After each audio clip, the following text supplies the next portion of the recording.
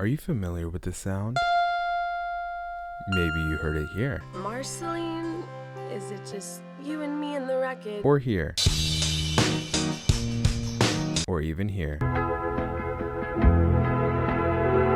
Have you ever wondered what it was? Well, you're looking at it. This is the omnichord. Well, the one I own is called the Q chord, but that name will come up later. Ever wonder where they came from? Need the information quickly? Here you go. And for the sane people who actually want to see a video about omnichord, well, you came to the right place because that is exactly what we're here for. If you love the sound of the omnichord like me, then you should stick around as I talk about one of my favorite instruments' history. Subscribe for life.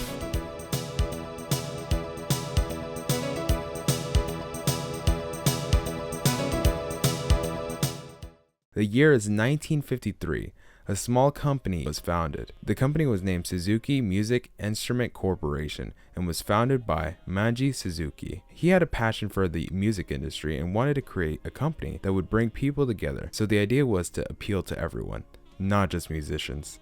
The first instrument that they would manufacture would be the harmonica, and they would keep this idea up for many years until 1960, when they would start making melodeons, or also known as melodicas, which is basically a keyboard harmonica, for those who don't know. Eventually, this instrument would be selected by the Japanese Education Ministry as a standard teaching instrument. Years go by and this company really doesn't do much in terms of manufacturing. They would eventually start making lots of different kinds of instruments like pianos, but it wasn't until the 1980s came around that their innovation really started to shine in the world of instruments for everyone. In 1981, the first version of omnichord, called the tronic chord or portachord PC27, was made. Produced through the Suzuki San Diego, this small instrument was a lot more simpler than the one that we know of today. But this one used touch-sensitive membrane chord pads and a strum plate, sort of like a harp. This model is very rare because, like the first model, the omnichord, it was a failure. Yeah, I know it's really hard to believe that. I like to note that some sources say that it was a failure, but others say that it wasn't. But I'm going to follow with omnichord heaven and say that it did well. Anyways, it's the same year, and alongside the tronic chord, the OM27 is officially released, and it is most commonly referred to as the omnichord. The name omnichord derives from the Greek word omni, which means all, and chorda, which means string. We don't exactly know who made the omnichord, but it's believed that it was created as a substitute to the autoharp. This instrument was made of plastic and released in 3 different colors: brown, ivory, and red, which is the rarest ever created. It had 27 chords that were grouped in major, minor, and seventh. One of the best things that they did for this version was flip the sonic strings, or the strum plate, 90 degrees in a much more comfortable position. One of the things that many of the very early models had was a metal strum plate that used a special conductive rubber plectrum like a pick to make the sound come out, but it was changed to one that we could actually use our hands with. It also has 6 new styles with automatic bass and chords. It's safe to say that thanks to the way that this was created, the omnichord became a success quickly. Many artists started to use this instrument in their music, and it was a very loved instrument. It really was a hit, but we wouldn't see much from the omnichord until 1984, when we got 2 new systems called the OM36 and the OM84, or in better terms, System 1 and System 2. These 2 were released at the same time. The difference between them was basically what the name of models are saying, which is the amount of chord variations that the instrument has. The first model was in a beige color with matching chord buttons. It also brought 10 new rhythm styles and a feature that was able to play in manual mode. Model 2, on the other hand, was released in ivory and gray. This system had everything that the first one had, but including twin strum plate voices, variable sustain, a new sort of keyboard style with 19 keys, and one last thing that the new model did was allowing onboard chord computer that allowed anyone to create a sequence of chords that could be started and stopped with a foot switch panel button. The omnichord was still a success. Years went by without a new model until 1981, when the OM100 and the OM200M were released. At this point, the omnichord has also gone through a transformation and doesn't have that nice beautiful look that the older models have, but they did improve it by focusing on ergonomics by moving the chord buttons to the front and tilting the strum plate slightly. Another new thing that they added was some pre-drilled holes that could be used to put a strap on the instrument and play the instrument more like a guitar. The OM100 was made in a beige color and served as the entry model for the omnichord. Some of the features were 10 new sounds from the strum plate, new adjustable sustains, and a vibrato. What a time to be alive. The better model was the OM200M, which was released in a gray color. Like the last time, this model had all the features of the OM100, but did you notice that M? Well, this model added MIDI. It was one single MIDI out for controlling external sound modules or recording in a sequencer. Suzaki was doing great. They were really successful and everyone loved the omnichord for many years. We saw another revision in the year I really don't know, but they created the models OM150 and OM250. These models improved the other ones slightly by putting a better sound engine, a new voice styles, and adding 84 chords to both models, demo mode, and a OM27 mode. The OM150 also had the following sonic string voices: omnichord, guitar, harp, banjo, strings, piano, organ, celeste, marimba, and steel drums. They also changed some of the styles.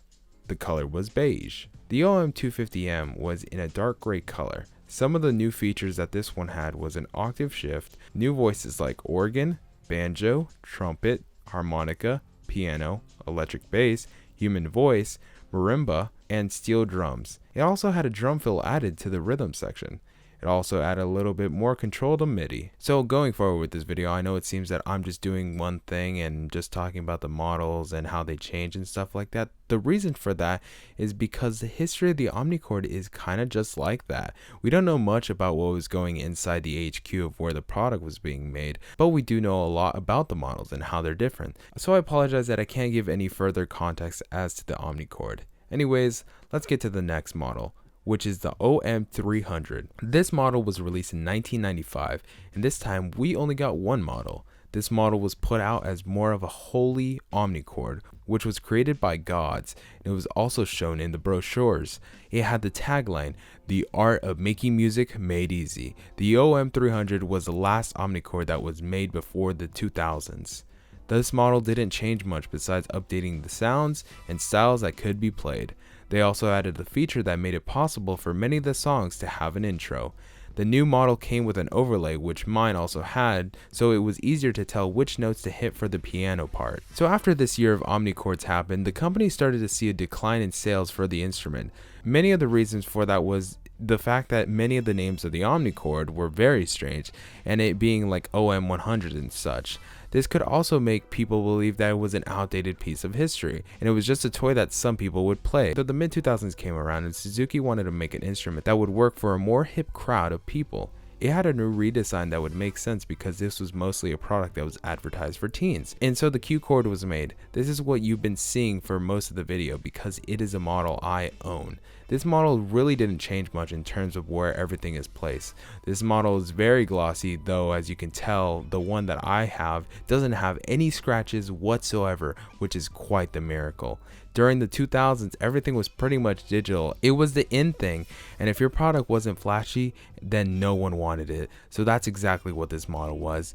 Unlike all the other models, this one had a MIDI in and out, a new sound palette, and up to 100 sounds, 4 channel styles, only one volume control knob, a pitch wheel, and a cartridge slot. This model had a lot more than you can really see. When I first used this, I was really confused how to use this because there's a lot of stuff that you have to do in the manual with combinations and stuff, especially with MIDI because I had no idea.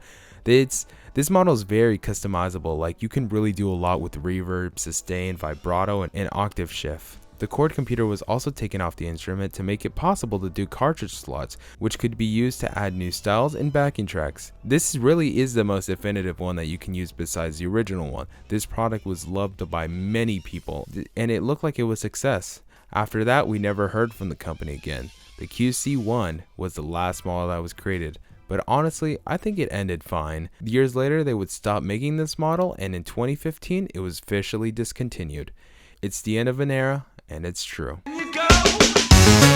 But now it's the year 2022, and I'm happy to say that the omnichords just never died. we will still hear them all the time even when you don't think you do. It has such a unique sound that no other instrument can make, and the fact that anyone can just pick it up and play is really awesome. Sure, the price on eBay is pretty crazy, but I'm glad that this instrument is being shown a lot of love that is much needed. I hope that you were inspired in some way to get one of these, or at least make music that is awesome, or at the very least like this video. And if that was the case, then thank you for watching, because this was Ricarsso. Please say the name right, goddammit. And as your favorite creator, I say to you, subscribe for life.